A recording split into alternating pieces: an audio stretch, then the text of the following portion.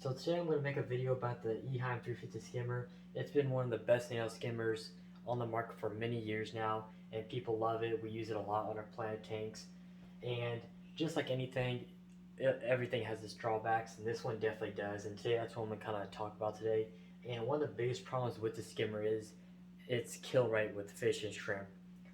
And with bigger fish, it's not a problem. But when you have nanofish like I do in a plant tank, and what most people do, like this tank for example is ember tetras, being only about ½ inch, and similar fish to that size, they get sucked up way too easily. They get by the skimmer and they're just gone. And luckily, sometimes if you catch it, you can save them. But most of the time, they get sucked up when we don't even know it. And we go to clean the skimmer and we find 5 dead fish in there. So it really sucks. And one of the biggest things is the shrimp, and shrimp are the big one. They get killed more than anything by this skimmer, and so today I'm going to kind of show you a couple ways to solve that. So obviously with the factory skimmer head, obviously I mean the slots are pretty small as is, but they're just slightly over big to the point where any nanofish and especially shrimp are going to get sucked up by this, and this thing is just a killing machine.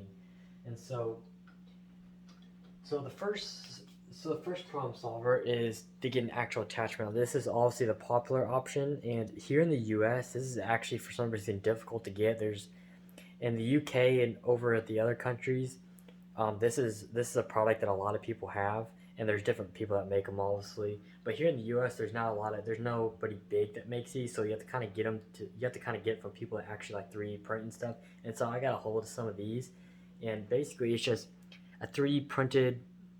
And just like that one, obviously not as nice, but what the difference is, you can see there's actually little walls that cut these slots in half to where they're only half the size, and in that way, there's absolutely nothing getting through there except for like maybe fry. But if you have fry in your tank, you definitely shouldn't even have that skimmer in your tank in the first place. But in general, nothing's gonna get through that whatsoever. But the only other way is if they jump in, and that does sometimes happen. So either way, even with this attachment, you're still gonna probably lose a couple things here a month. But what I've seen from other people using this attachment, I mean, maybe a couple shrimp a month, even just using this attachment, which still sucks. But I mean, for what the skimmer does, and I mean, what else are you gonna do? I mean, you do have the ADA skimmer, which is a way costier option. It costs way more. It's running about 150 versus this being maybe 40 bucks. I haven't checked the price in a while.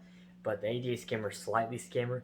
It has just one slot to where it's a lot skinnier, to where it maybe not kill as much stuff, and I don't think it actually ever does. I haven't seen anybody get fish or shrimp killed over the ADA skimmer, but of course that one's a lot pricier, and most people aren't going to pay that because most that skimmer is as much as some people's filters. So there is that option. But what I'm going to show today is, well, the second option is if you use this and also do this other method.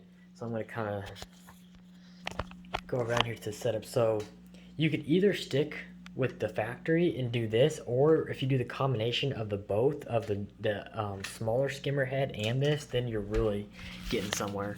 So basically what I did was, obviously I have so many timers on everything, but the second advice is to get a timer. Now it can be any timer. I just use the old-fashioned, I don't know if they're even old-fashioned, but just the good old click ones. And basically you hook up that skimmer to it, and basically what I've done is I run it for about right now I'm testing it out, but I have it to where it turns on 3 times a day. So basically right before the lights turn on, so it kind of gets it all cleaned up before the lights turn on, and then it comes on like midday, so like for me that's like 4 or 5 o'clock, and then one more time right after the lights turn off at like 8 o'clock or so. So I turn my lights on at 12 and turn them off, so it's a full 8 hours. But right after the lights off, it does a quick clean. And basically with these timers, it's 30 minutes per tab. So basically it turns on for 30 minutes and then turns right back off. And that way you have way less of a chance of fish actually, obviously if a fish is there at the right time, they're still gonna get sucked up. But with it only being on for about 30 minutes, that eliminates a lot of factors of it almost happening. So that's what I've been doing, and I've been actually running the factory one because with this one it actually reduces the flow, so it doesn't clean up the surface as fast as this one. So that's why I've been kind of leaving that one on there.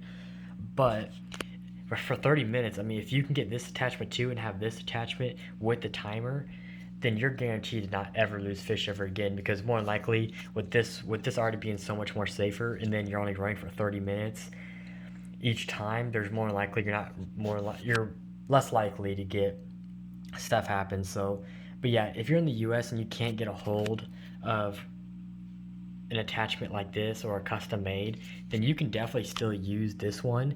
But if you do the timer method like I showed you, you'll definitely it's already worked way better for me, and I love it way more, and it's just gonna save you a lot of time and money in fish. So yeah, I hope you guys enjoyed this video. Um, I know I'm probably not the original person to make this type of video. I know there's probably many other people that have done this similar stuff, but I just kind of want to share it again, because not everybody follows other people, so maybe some people that are watching me didn't even know about this. So just want to share some information today. But yeah, other than that, if you have any other questions about the setup or anything other than the skimmer that you see here you want to ask about, definitely ask away. I have Instagram at JJ Aquariums, or you can ask me down in the comments below. But other than that, comment, like, subscribe, and I'll see you guys in the next one.